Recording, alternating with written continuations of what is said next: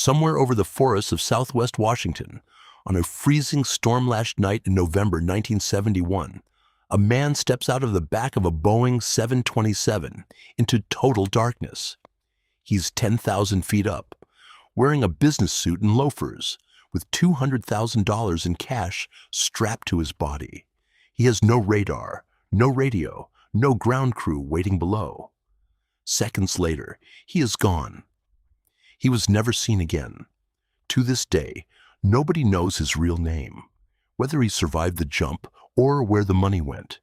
It remains the only unsolved hijacking in the history of American aviation. It starts on the afternoon of November 24th, 1971, the day before Thanksgiving.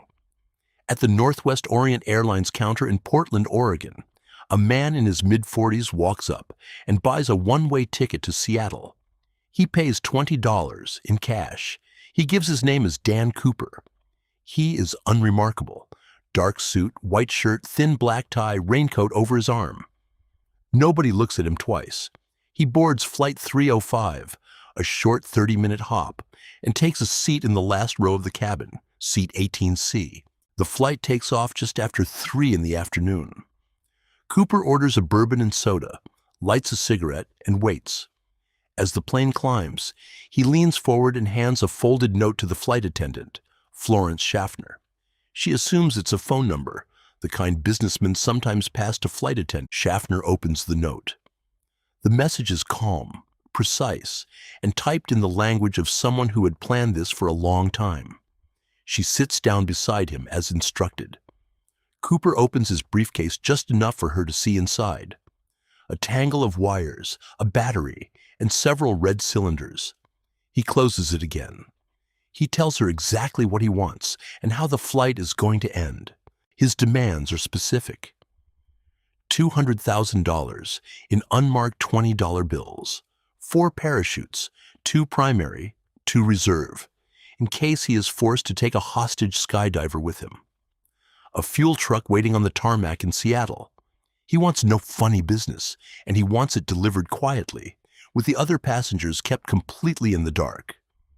Schaffner carries the note to the cockpit. The crew radios ahead. Northwest Orient's president personally authorizes the ransom within minutes.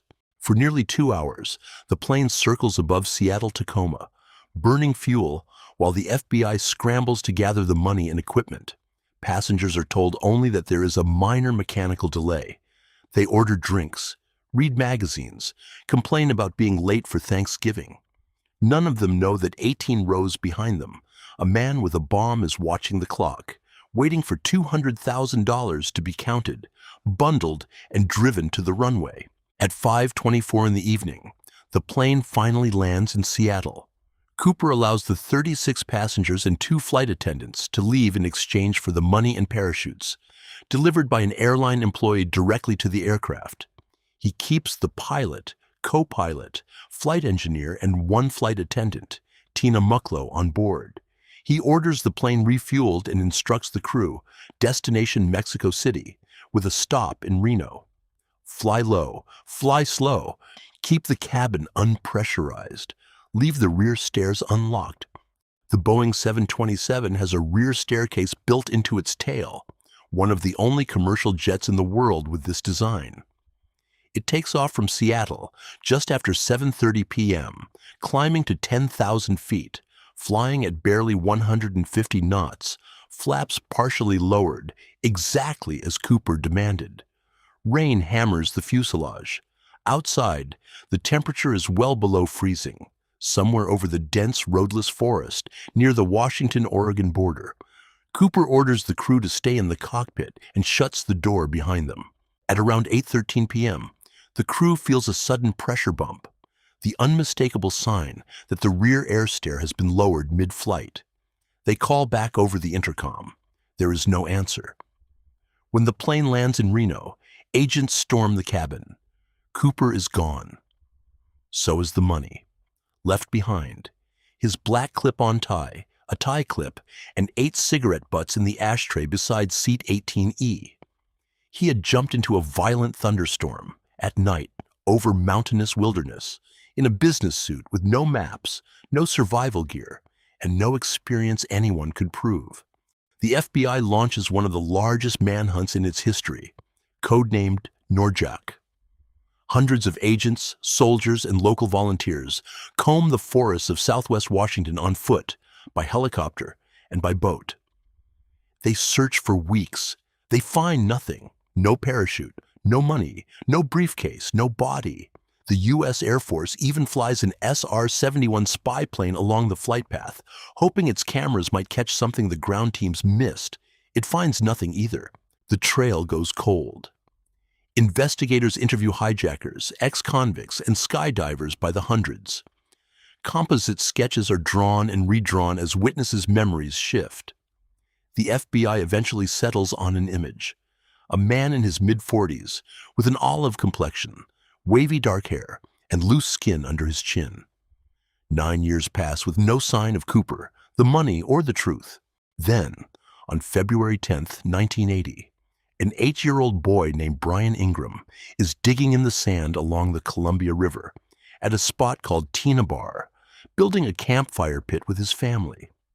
He uncovers 3 decaying bundles of cash, still wrapped in rubber bands. The serial numbers match Cooper's ransom exactly, $5,800 of it, but the discovery only deepens the mystery. Geologists later determine the sand layer where the money was buried didn't exist until years after the hijacking, meaning the bills could not simply have washed downstream from where Cooper jumped. Nobody has ever explained how they got there.